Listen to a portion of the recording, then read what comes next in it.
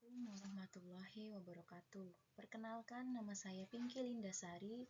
Saya dari kelas MJ 102, Prodi Manajemen Kampus Universitas Sibrasia. Dengan nomor NIM 320201297. Di sini saya akan mempresentasikan tugas ekonomi mikro yang diampu oleh Bapak dosen Joko Suharyanto, SEMM CPOD.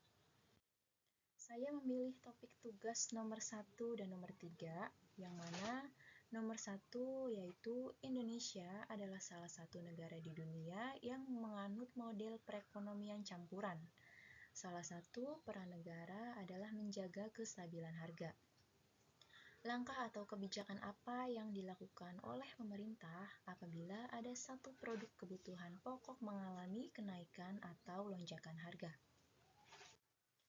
Sistem ekonomi campuran. Indonesia menganut model perekonomian campuran di mana mekanisme pasar berjalan secara beriringan dengan peran aktif pemerintah dalam kebijakan ekonomi, terutama dalam penanganan stabilitas harga kebutuhan pokok. Peran pemerintah ketika terjadi gejolak harga kebutuhan pokok, pemerintah tidak bisa hanya mengandalkan mekanisme pasar, tetapi harus mengandalkan langkah-langkah yang konkret guna untuk melindungi kepentingan masyarakat. Berbagai alat dan strategi ekonomi dapat digunakan oleh pemerintah untuk mencoba membantu menjaga dan menstabilkan harga. Satu pendekatan umum adalah pemerintah dapat melakukan intervensi pasar, baik melalui pembelian secara langsung produk untuk meningkatkan suplai dan menstabilkan harga, atau juga bisa melalui penetapan dan pengaturan harga yang maksimum. Pemerintah juga dapat melibatkan bantuan sosial untuk membantu meringankan biaya bagi konsumen yang terkena dampak. Beberapa respon yang mungkin termasuk intervensi pasar langsung untuk meningkatkan pasokan. Mungkin bisa melalui pembelian atau impor produk. Kemudian menjalankan program bantuan atau subsidi untuk meringankan biaya bagi konsumen. Atau pengaturan hukum yang menetapkan harga maksimum untuk produk tersebut. Dalam perekonomian campuran seperti yang dianut oleh negara Indonesia, pemerintah memainkan peran penting dalam menjaga kestabilan harga barang dan kebutuhan pokok agar masyarakat, baik sebagai konsumen maupun sebagai produsen, tidak merasa dirugikan. Jika terjadi lonjakan harga pada produk kebutuhan pokok, pemerintah dapat mengambil berbagai langkah kebijakan yang berdampak pada rumah tangga atau konsumen dan produsen atau penawaran.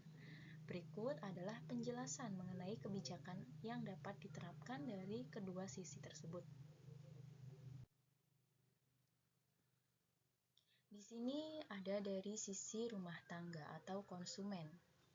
Kenaikan harga barang kebutuhan pokok dapat memberikan dampak langsung pada daya beli masyarakat, terutama keluarga dengan berpendapatan rendah. Beberapa kebijakan yang dapat dilakukan, pemerintah dapat mengurangi dampak kenaikan harga bagi rumah tangga, antara lain adalah subsidi barang pokok. Pemerintah bisa memberikan subsidi untuk produk-produk kebutuhan pokok seperti beras, minyak goreng, dan bahan bakar.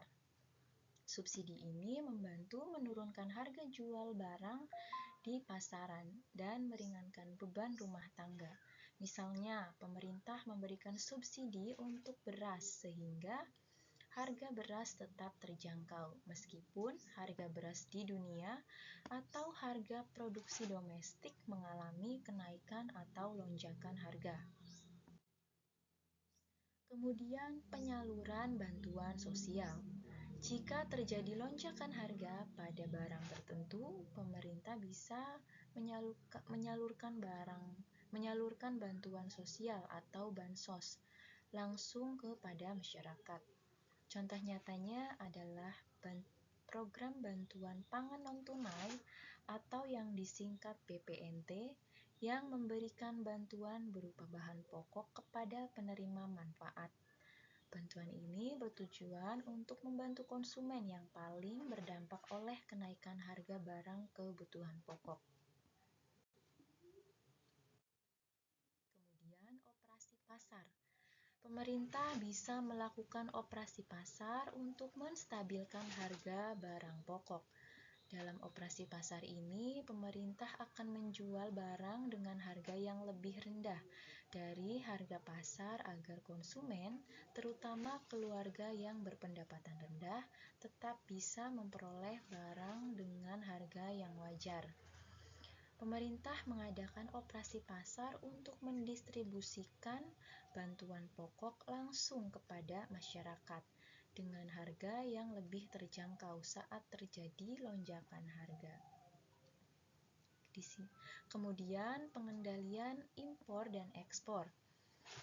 Melonggarkan impor bahan pokok untuk menambah pasokan di dalam negeri atau membatasi ekspor agar kebutuhan pokok dalam negeri terpenuhi. Contohnya, pada tahun 2022, Indonesia mengalami lonjakan harga minyak goreng. Pemerintah kemudian memberlakukan kebijakan harga eceran tertinggi atau HET dan melakukan penyaluran minyak goreng lewat skema subsidi, di mana masyarakat bisa membeli minyak goreng dengan harga lebih murah melalui program-program subsidi dari pemerintah. Di sini dari sisi penawaran atau produsen. Pemerintah juga perlu memastikan bahwa produsen tetap dapat memasok barang-barang kebutuhan pokok ke pasar dengan harga yang wajar. Jika harga barang pokok melonjak, produsen mungkin akan kesulitan dalam mengelola biaya produksi dan biaya distribusi. Beberapa kebijakan yang dapat dilakukan pemerintah untuk mendukung produsen antara lain yaitu menjaga ketersediaan bahan baku. Jika harga suatu barang naik karena keterbatasannya bahan baku, pemerintah bisa melakukan kebijakan untuk memastikan pasokan bahan baku tetap stabil. Misalnya dengan memberikan insentif atau kemudahan bagi produsen untuk mendapatkan bahan baku dengan harga yang lebih stabil atau dengan harga yang lebih murah. Pemerintah juga bisa mengimpor bahan baku jika pasokan dalam negeri terbatas. Kemudian, pemberian kredit usaha KUR untuk membantu produsen, terutama usaha kecil dan menengah (UMKM). Pemerintah dapat memberikan akses kredit dengan bunga rendah agar produsen dapat meningkatkan kapasitas produksinya. Ini akan membantu meningkatkan pasokan barang ke pasar dan menjaga kestabilan harga. Kemudian pengaturan tarif impor dan ekspor. Pemerintah juga dapat menyesuaikan kebijakan impor dan mengekspor agar pasokan barang kebutuhan pokok tetap terjaga. Misalnya, jika ada kekurangan dalam pasokan beras domestik, pemerintah dapat menurunkan tarif impor untuk memungkinkan impor beras dengan harga yang lebih kompetitif. Contohnya, pada saat harga cabai melambung tinggi karena faktor cuaca atau gangguan distribusi, pemerintah dapat memberikan bantuan berupa pupuk subsidi atau kredit usaha rakyat. Hal ini akan membantu meningkatkan produksi cabai dalam negeri sehingga pasokan cabai bisa kembali normal dan harga bisa kembali stabil. Untuk menjaga kestabilan harga barang kebutuhan pokok di negara Indonesia, pemerintah harus mengambil kebijakan yang seimbang antara mendukung konsumen, rumah tangga, dan produsen. Bagi konsumen, kebijakan seperti subsidi, operasi pasar, dan bantuan sosial sangat penting untuk meringankan beban mereka. Sementara itu, dari sisi produsen, kebijakan yang dapat mendorong meningkatkan produksi memastikan ketersediaan bahan baku serta akses ke sumber daya dan pembiayaan akan menjaga kelancaran pasokan barang pokok dan mencegah terjadinya lonjakan harga yang tidak terkendali. Selanjutnya yaitu nomor 3, di sini ada keberadaan YLKI, Yayasan Lembaga Konsumen Indonesia. Keberadaan YLKI sendiri atau Yayasan Lembaga Konsumen Indonesia memiliki peran yang sangat penting dalam kaitannya dengan kondisi pasar di negara Indonesia. Mengingat tantangan dan dinamika yang harus berkembang dalam perekonomian, terutama dalam sektor perlindungan konsumen, YLKI adalah lembaga yang berfokus pada pembelaan hak-hak konsumen, pengawasan terhadap pasar dan edukasi untuk menciptakan pasar yang lebih adil dan transparan. Berikut adalah beberapa alasan mengapa YLKI relevan dalam kondisi pasar di negara Indonesia. Di sini ada perlindungan hak konsumen di pasar yang dinamis. Di tengah pertumbuhan ekonomi yang pesat, seringkali konsumen menjadi pihak yang rentan terhadap praktik bisnis yang tidak adil.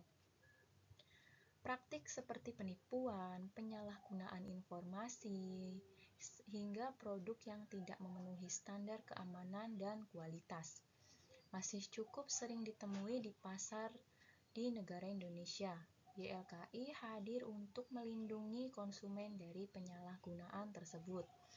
Lembaga ini berperan sebagai pihak yang menuntut produsen atau penyediaan layanan untuk bertanggung jawab terhadap kualitas produk dan pelayanan mereka, serta menjaga agar hak-hak konsumen tidak dilanggar. Contohnya yaitu YLKI sering memberi peringatan atau laporan terkait produk yang berbahaya bagi kesehatan, seperti makanan yang terkontaminasi bahan berbahaya atau kosmetik yang tidak memenuhi standar, serta mendorong pemerintah untuk segera menarik produk tersebut dari peredaran. Kemudian, meningkatkan kualitas persaingan pasar. Salah satu peran utama YLKI adalah memastikan bahwa pasar tetap berjalan dengan prinsip persaingan yang sehat. Di pasar yang tidak terkendali, konsumen bisa terjebak dengan harga yang tidak wajar atau produk yang kualitasnya meragukan. YLKI juga berperan dalam mengawasi praktik kartel, monopoli, atau penetapan harga yang tidak adil yang bisa merugikan konsumen.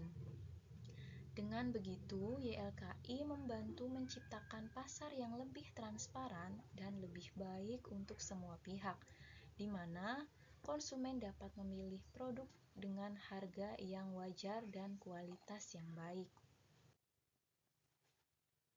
Kemudian, melindungi konsumen. YLKI juga berperan sebagai wadah bagi konsumen untuk menyampaikan keluhan dan mendapatkan bantuan dalam menghadapi permasalahan terkait produk atau jasa yang mereka konsumsi. Meningkatkan kualitas produk dan jasa. Adanya YLKI mendorong para pelaku usaha untuk meningkatkan kualitas produk dan jasa mereka agar sesuai dengan standar yang ditetapkan dan memenuhi kebutuhan konsumen. Kemudian mendorong transparansi dan akuntabilitas. YLKI berperan dalam mengawasi dan mengevaluasi kinerja pelaku usaha, sehingga mendorong transparansi dan akuntabilitas dalam menjalankan bisnis. Kemudian meningkatkan kesadaran konsumen. YLKI aktif dalam memberikan edukasi dan informasi kepada konsumen tentang hak dan kewajiban mereka serta cara dalam memilih produk dan jasa. Kemudian, namun YLKI juga menghadapi beberapa tantangan seperti kurangnya sumber daya. YLKI seringkali menghadapi keterbatasan sumber daya, baik secara finansial maupun personil, yang dapat menghambat efektivitas kerjanya. Kemudian, kurangnya dukungan dari pemerintah. Terkadang YLKI menghadapi kesulitan dalam mendapatkan dukungan penuh dari pemerintah dalam menjalankan tugas dan fungsinya. Kemudian kesadaran konsumen yang masih rendah, masih banyak konsumen yang belum menyadari hak dan kewajibannya, sehingga kurang aktif dalam memanfaatkan layanan yang disediakan oleh YLKI. Kemudian, edukasi konsumen untuk meningkatkan literasi pasar. Dalam era digital yang semakin berkembang, konsumen perlu memiliki pengetahuan yang baik agar dapat mengambil keputusan yang tepat dalam berbelanja. YLKI memiliki peran besar dalam memberikan edukasi kepada konsumen, terutama mengenai hak-hak mereka dan cara berbelanja yang bijak. Edukasi ini mencakup pemahaman tentang produk yang aman, cara mengidentifikasi kualitas produk, dan bagaimana melindungi diri dari penipuan. YLKI juga mendesak platform-platform digital untuk lebih transparan dalam memberikan informasi produk dan lebih responsif dalam menangani keluhan konsumen. Keberadaan YLKI sebagai lembaga yang berfokus pada perlindungan konsumen memberikan rasa aman kepada konsumen yang bertransaksi di dunia maya atau yang berbelanja secara online. Contohnya, YLKI seringkali memberikan peringatan mengenai toko online yang menawarkan barang dengan harga yang sangat murah namun kualitasnya meragukan atau bahkan palsu. Kemudian, YLKI juga mendorong tanggung jawab sosial kepada perusahaan. YLKI juga berperan dalam mendorong perusahaan untuk lebih bertanggung jawab terhadap dampak sosial dari produk atau layanan yang mereka tawarkan. Selain menghasilkan keuntungan, perusahaan juga harus memperhatikan berkelanjutan dan dampak dari produk yang mereka jual terhadap konsumen dan masyarakat.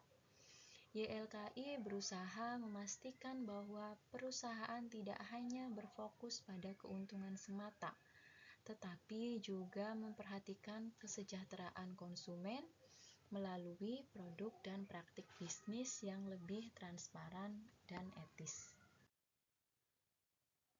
Contohnya, YLKI sering mengkritik perusahaan yang menyesatkan konsumen dengan iklan yang tidak jujur atau kualitas produk yang tidak sesuai dengan klaim, serta mendorong perusahaan untuk lebih transparan tentang proses produksi dan bahan yang digunakan. Kesimpulannya, secara keseluruhan, YLKI memiliki peran yang sangat penting dalam memastikan bahwa pasar Indonesia berjalan secara adil, transparan, dan sehat dalam menghadapi perkembangan pasar yang semakin dinamis. YLKI berfungsi sebagai pengawas yang aktif melindungi konsumen, memberikan edukasi, dan mendorong perusahaan serta pemerintah untuk menjaga prinsip-prinsip keadilan dan tanggung jawab melalui advokasi kebijakan, kemudian edukasi, dan pengawasan. YLKI membantu menciptakan pasar yang tidak hanya menguntungkan bagi produsen, tetapi juga memberikan perlindungan dan manfaat bagi konsumen. Keberadaan YLKI ini sangat relevan di tengah perubahan besar yang terjadi dalam pasar, baik di sektor tradisional maupun di sektor digital. Baik, terima kasih.